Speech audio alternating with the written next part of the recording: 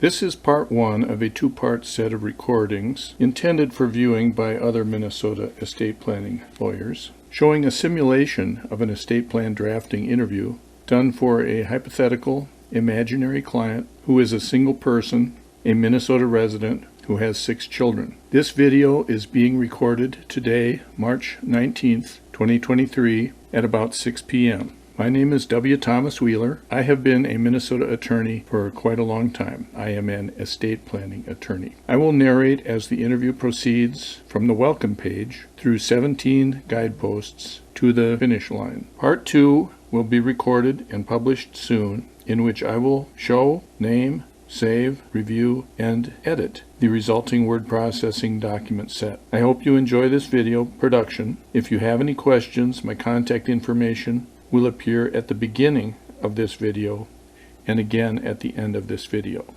Here I am showing you to the left-hand side of your screen what's called the interview outline. And up at the top, call that the first page, is enter here. Then there's a welcome page. Essentially, to the left-hand side is a list of pages or screens that you could see, and each screen or page has either one question or multiple questions, and there are different guideposts. Guidepost 1 we'll get to, guidepost 2, guidepost 3, and so forth. And I'm going to grab this vertical line and I'm going to drag it to the left, and this will conceal the interview outline and show page 1 of guidepost 3. But I'll go back to the first page, which is easily build a common sense estate plan for a single Minnesotan with children. Enter here to help your unmarried Minnesotans who have 1 or more child. And this is a logo, not a button to click.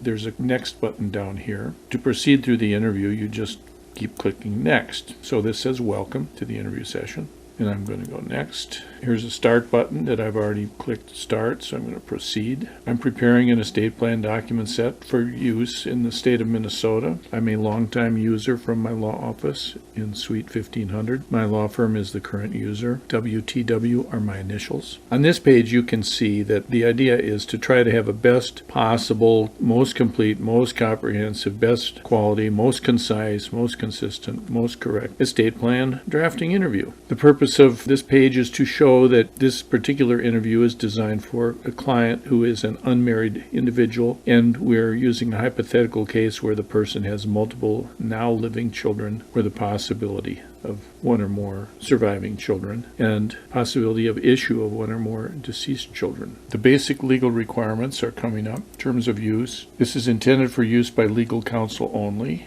and you would accept the resulting documents as is. You will attempt no reverse engineering or redistribution of this software. The publisher is not providing any legal advice and has no duty to store data for you. The user conducts the final edit, review, and approves the documents for use. The publisher regards your documents as confidential attorney work product. This is a recognition of the estate tax environment currently for the year 2023. Guidepost 1, your lawyer profile is coming up. Is this a simulation of a case? Yes, it is. In this particular video, we're doing a simulation with a hypothetical client, and all names are fictional. This happens to be my law firm and its address. This happens to be my name, etc. I understand that I need to diligently review the documents that will be downloaded and produced by the system. The law firm and the lawyer accept 100% of the responsibility for determining the suitableness of these documents for use by a particular client. We are now at guidepost number 2. Coming up, we're going to add some information about this particular estate planning case. We're going to identify the client. This happens to be a female named Mary. Yes, she is female. She'll also be known as the client or the trustor, the testator, the principal, the grantor, or the settlor, as the case may be. We would like a complete set of documents to be produced by this system, which may include those that are grayed out: last will, self-proved will certificate, a trust agreement or restatement, a short form power of attorney, a common law power of attorney if it's chosen, authorizations to share information, a healthcare directive, separate written instructions for tangible personal property, a bill of sale, transferring tangible personal property to the trust, a designation of guardian and conservator, memos regarding any real estate, Schedule A's regarding any real property that may be owned by the client, drafts of quitclaim deeds that could be signed by the client, a nomination of successor utma custodian if the client has a minor child or children, a specimen letter to the client with follow-up guidance, a specimen certificate of trust, a statement for professional services, a cover page if your client wants to have his or her documents in a notebook, and a table of contents ready-made in case your client would like to have a notebook with the documents in it. Is it likely that you, or in this case I, am verbally authorized or may be authorized to share information with someone on Mary's behalf, like a son, a daughter, or other person? Yes. In this particular case, Mary would like to authorize Judith Winslow, her daughter, to send and receive information to and from myself. She added another person. Mary would like to allow Mary Packard, a daughter, to send and receive information to and from myself, the drafting attorney. We're at Guidepost 3. We're going to answer some questions about the timing and the scheduled dates for signing, if any. In this case, the information is fresh as of March 19th, 2023. I just met with Mary this morning, hypothetically. She agreed to come back to sign her documents on a certain date. The date that she's going to come back is not the 22nd of March in this case, but let's say it's the 29th of March. Not today, but the 29th of March. Now we're at Guidepost 4. Next are some questions about the family, Mary's family. How many children does Mary have? She has 6 children. Double checking, yes, she has 6 children. Does she have any issue of deceased children? No. Are future children possible? No. What is the full name of the client? Mary Chilton. Born April 1st, 1965. She lives on Penny Lane in Bloomington, Minnesota. We've listed here all her children, starting with the youngest at the top and the eldest at the bottom. Amelia was born in 1985, January 1st. Andrew was born in 87. Judith was born in 89. Mary Packard was born in 95. Anna was born in the year 2000. Chloe was born in the year 2008. So Mary, this hypothetical client, has 5 daughters and a son. Some are married, some are unmarried. We put the information here. And the way to go across to fill out this type of a spreadsheet, you hit the tab key to tab across. If you just hit tab, tab, tab, tab, you can see that tabbing you advance to the next question or the next open cell that is asking for information. And when it's red, it means it's required. So if you see red questions when you use this system, it means that you need to answer it or you cannot proceed with the interview. And this simply shows that the system did a calculation from today's date back to the date of birth of Chloe and determined that it was less than 18 years ago that she was born, so she is a minor, and the software here can do that calculation behind the scenes and knows that there's a minor child. Now we have reached Guidepost number 5. To answer questions about Mary's property, click Next. Does Mary own any real estate? Yes. Is it likely or possible that any of her children would be authorized to reside in Mary's residential real property if Mary were to die or become incapacitated? In this case, yes, especially the minor child. Does Mary own any interest in a closely held business, either in corporate form or LLC or partnership? In this case, we say yes. Is it possible that her gross estate may exceed the Minnesota exemption amount? It's possible, so let's say yes. Is the lawyer aware of the extra $2 million estate tax exemption? Here we'll say yes, but if we said no, there would be some references to the statutes in Minnesota that grant the additional $2 million exemption. And that does not include any unused deceased spouse unused exemption. Is it possible Mary owns or may own a sub-S corporation? Let's say yes. There should be some language then that gets pulled into the document. Does she happen to have a family farm? We'll say no. Is it possible that Mary might name her trust as a beneficiary of retirement account assets? Let's say yes and see if the required minimum distribution language comes in. And I would encourage you to take a look at drafting wills and trust agreements by the Minnesota Continuing Legal Education people. It's an excellent publication, and in there you will see there's specimen language regarding identifying language to be included in a trust which might receive retirement account benefits. Now we are at Guidepost 6. We happen to plan to sign the documents in Hennepin County, Minnesota. So we say so, Hennepin County, Minnesota. Now we're at guidepost 7 out of 17. Now we're going to answer questions about the trust agreement and or the restatement of trust agreement if Mary happens to have a prior trust agreement. And in this case, we are saying yes, she does have a previous unrevoked, revocable trust agreement, just to illustrate the restatement pathway. And is it a joint trust? We're saying no, it's not a joint trust. And we're beginning the restatement path. We're at guidepost 7.5. So the next questions regarding a restatement are going to assume that we're talking about the restatement when we talk about the trust agreement itself. And we are assuming, and you're confirming, that she has the power to revoke and amend the trust. And we are assuming that all future references in this interview to Mary will be deemed to refer to her restatement of trust. And we confirm that she can obtain any necessary written consent or approval by a trustee to amend the trust, or that she has a unilateral power to compel distribution of the trust corpus to herself. So we say yes. Was Mary the sole individual who created her trust agreement? Yes. Did she use the same full name, Mary Chilton, at the time? We say no, because she used Mary E. Chilton when she created her trust agreement. What was her original title when she created her existing trust? She called herself trustor. If she had called herself grantor, settlor, trustmaker, we could click that and that language would come into the document.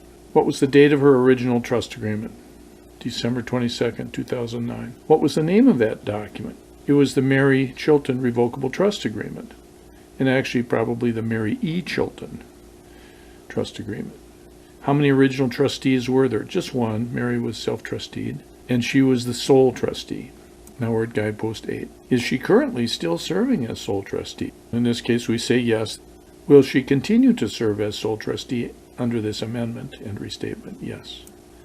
Has the original trust agreement had any prior amendments? We say no here, but if the answer was yes, more questions would ask how many prior amendments and so forth, but there have been no amendments for Mary. We're at guidepost 9. Now we're going to describe the job description of the trustee, the dispositive provisions, the guts of the trust agreement, now that we know that she's doing a restatement.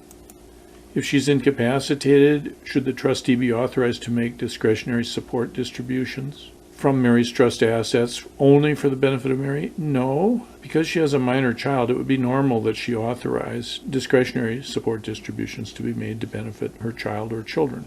Does she want to exclude any one or more of her children from specific devise or distribution provision? No, she's going to treat them all equally. Should business equipment, business tools, etc. be excluded from outright distribution? She has a small business. She may want to specifically give business property to one child or another. We don't want the business property to get lumped in with the normal tangible personal property disposition, either under the will or under the trust. Should her residential real estate be distributed outright? We'll say no. Should there be any specific distributions to either individuals or charities before the residue is dealt with? Yes, we're going to have some specific distributions. To individuals, yes. Mary has identified John Chilton as her life partner. He lives in Iowa City, Iowa. She would like to leave $500,000 to him. And if he is not living, the distribution should lapse. Mary has identified Sally Johnson and that is her cousin who lives in Minnesota, for a $500,000 specific distribution. And if Sally Johnson is not living, the trustee should distribute the amount per stirpes to her then living issue, if any. There are some other options here, but here we chose number 2. Are there any charitable distributions in this plan for Mary? It's much more efficient to use the retirement account assets to give to charities at the time of Mary's death rather than identify charities in this trust. So in this case, Mary is not making any charitable specific distributions. Upon Mary's death, are her children or their descendants the primary beneficiaries? And the answer is yes. Now we're at guidepost 10. The 4 basic dispositive plans are here, A, B, C, and D. In this case, Mary is going to be choosing a pot trust for the benefit of her children with a later division into separate trust shares. Type D is a pot trust, then separate continuing trust shares, and Mary opted for that design primarily for creditor protection and other purposes. So we click Next. On this page we see the question, should the rest of the trust assets be divided and distributed outright to Mary's children upon her death? The answer is no. The next question is, should the balance continue as a single pot trust? The answer is yes. The next question is, during the administration of the pot trust for children, Should the distributions be discretionary instead of mandatory? The answer is yes. The next question is, after Mary has died, during the administration of the pot trust, should additional distributions be allowed for the benefit of the children, such as residence, business, and wedding? The answer is yes. And among those three choices of individual assistance to a child from the pot trust, Mary chose assist a child with the purchase or improvement of a principal residence. That was the choice she made. During administration of the pot trust, should issue of a child be eligible to receive health, education, maintenance, or support distributions? And the answer was yes. On this page, we have the question to determine at what point in time the pot trust should be divided into separate shares. When Mary's youngest child attains what age should the pot trust divide into shares? And Mary chose age 35. On the next page, after the division of the pot trust into separate shares, should they continue to benefit each child? Mary said yes. When the pot trust is to be divided, should any specific property be allocated to any particular trust share for a child? No. On this page, the question is, after Mary has died and regarding the terms of a separate trust share for each child, should the trustee have authority to make discretionary distributions to or for the benefit of that child, health, support, maintenance, and education? The answer is yes. The next question is, with respect to any separate trust share for a child after Mary has died, are there additional purposes for which a trustee may make a distribution? For example, to assist the child with the purchase or improvement of a principal residence, to enter or maintain a career, business, or profession, or to assist the child with the cost of a first wedding. And Mary chose to sweeten the separate trust shares with each of those three choices. The next question, again regarding the separate trust shares for each child, could the trustee make distributions for the benefit of issue of that child, the child for whom the separate share was established? And the answer here was yes. Mary wanted her grandchildren to be eligible to receive distributions. Should Mary's trust instrument grant to each of her children any rights of withdrawal? Any rights of withdrawal? She said no. She's looking for creditor proofness, if that's a word. And there's a caution here about generation skipping tax and a caution about the rule against perpetuities, but we're not violating that in either case in this situation.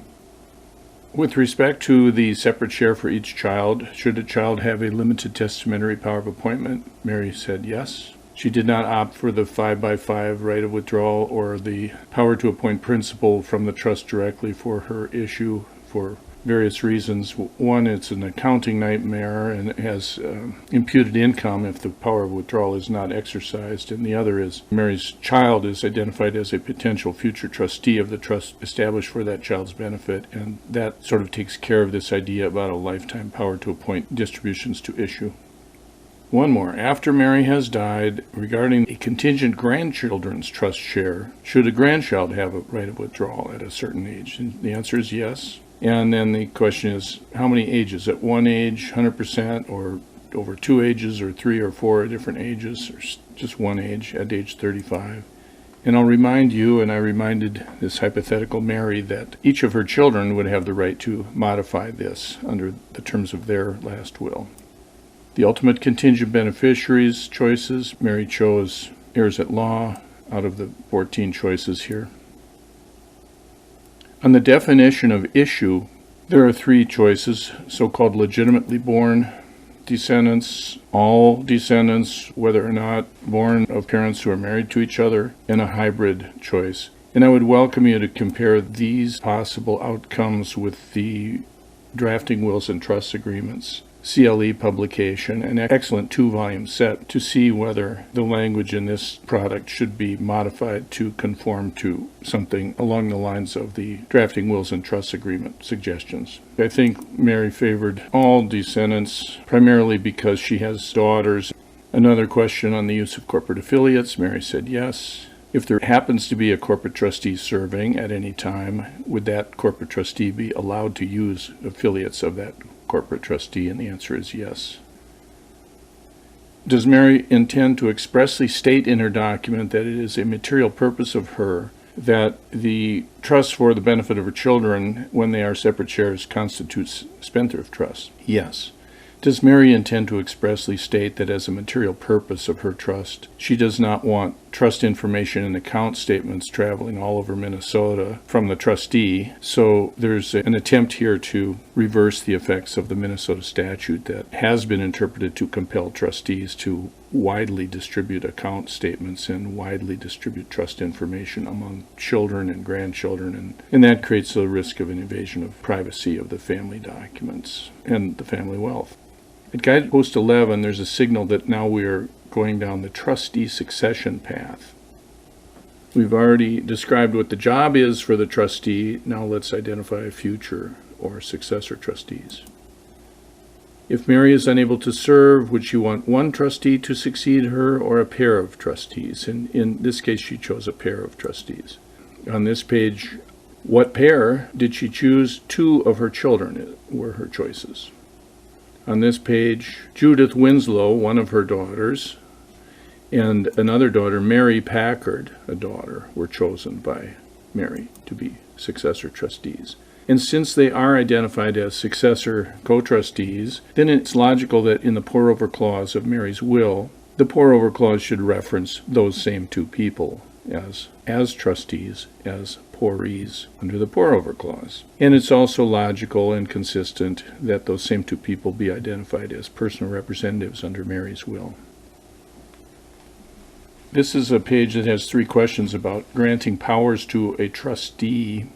The children, may they jointly in writing add and remove additional trustees? Why not? Does Mary want to grant the survivor of the 2 of them the power in writing to add and remove trustees unless they have agreed to the contrary? Yes, that makes sense. Does Mary want to require that future trustees appointed by those daughters be, for example, only descendants of the trustor's parents or corporate trustees? Yes, that appealed to Mary Chilton. This is a summary page that simply confirms that the trustee succession at this point is Mary Chilton, otherwise Judith and Mary Packard, and the personal representatives are Judith and Mary Packard.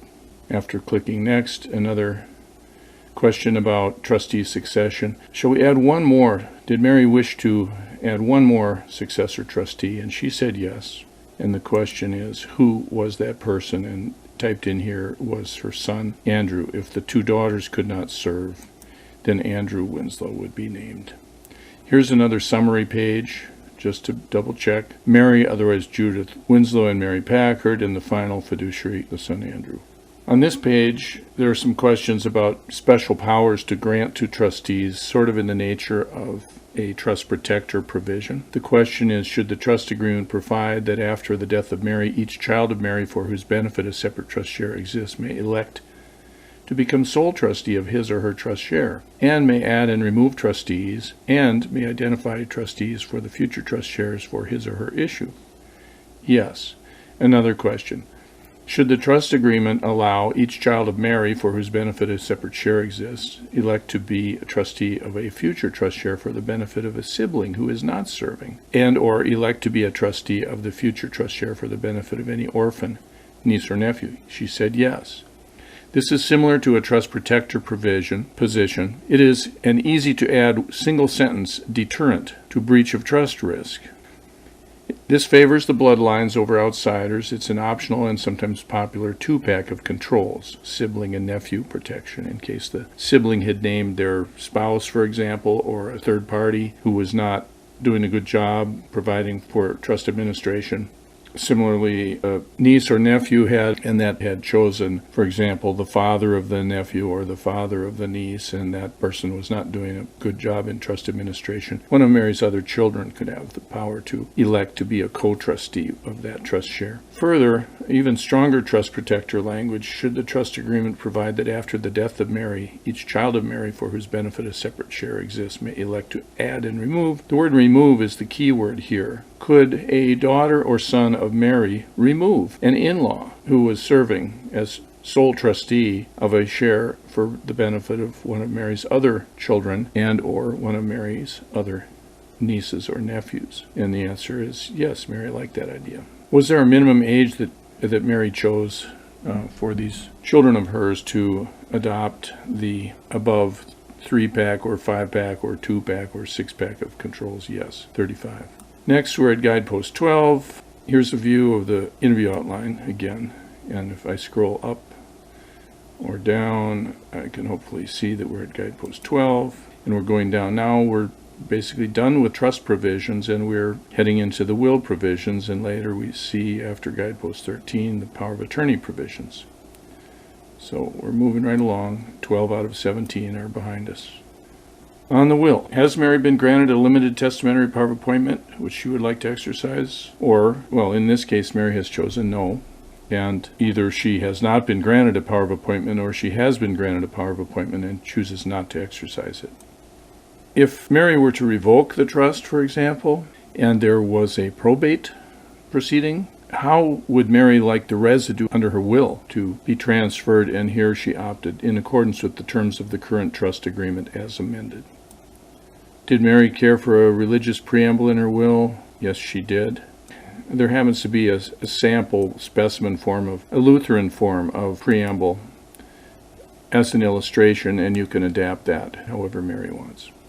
Mary has a minor child, so the question is asked, does she wish to nominate a testamentary guardian? And here she nominates Betty Rubble. Did she identify a second testamentary guardian in her will? Yes, she wanted to name somebody, and the alternate is Wilma Flintstone. Did she have a preference for religious faith in her will for raising her minor child? Yes, she did. Judeo-Christian faith she chose. Does Mary wish to express a preference that her minor child be raised in a two-parent household? No, she did not wish to express that preference. Do we know who the witnesses will be? Yes. Guidepost 13, questions about the durable power of attorney. Does Mary want to sign a new statutory short-form power of attorney? Yes. Who will she name? Judith Winslow? Is there a second? Yes. Mary Packard. Does she want to have a common law power of attorney? Why not? She may have real estate in other states than Minnesota. May come in handy. Guidepost 14. Does she want a health care directive? Yes. Should Mary's children be named as a health care agent? Yes. All of them. Why not? Should there be an alternate? No need. Did she have a favorite physician or hospital or long-term care facility that you cared to identify? No. You never know. Guidepost 15. Shall we answer questions about real estate? Yep. Does she have any real estate? Yes.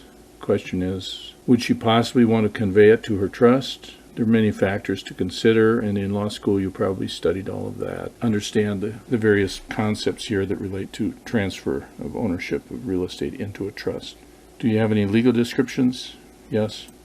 Here is the presumably correct legal description. This was copied verbatim from the last recorded conveyance, deed, or decree by which she acquired title, and we made some notes about that property. Does she have any legal descriptions which are not available? No, there is no cabin up north or any other real estate. Does she plan to record these deeds in the near future? No.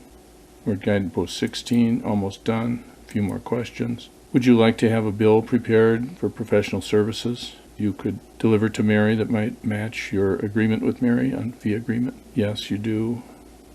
Do you agree to review these documents carefully under your direct supervision? Do you accept these documents as is? Yes. Final guidepost. Now here's an instruction page at the end of the interview. You have now finished an online interview session up high in the cloud to create Mary's document set. During this session, the cloud was gathering your answers and building a file of those as called an answer set. Next, if you were to click the finish button down here, an assembly session will start, and that may last about 4 minutes depending on the speed of the remote server. Eventually, after the assembly session concludes, a set of conforming documents is available for you to download, and an answer set is available for you to save up in the cloud and or download. You can download the answer set. You should download for sure the document set, because that is your product, the document set. And in each case, those documents exist after the assembly process finishes, and you can save them and name them and have them stored either on your computer or up high. But really, for sure, download the document set, because that opens a word processing document on your computer that you can edit. And the final step for you, edit and print the document set down low. Schedule a meeting with Mary and supervise her review of the documents. Present them to her. If she's in a signing mood, she will want to sign each and every document that you present to her. And finally, you can present your bill to her and presumably get paid. So that is the end of this part 1. There is contact information. If you have any questions about this video, this part 1 of a 2-part set, or later have questions about the second part, you can use this information to contact me. Thank you for watching this video. I hope you benefited from viewing it. I wish you all the luck in your estate planning practice.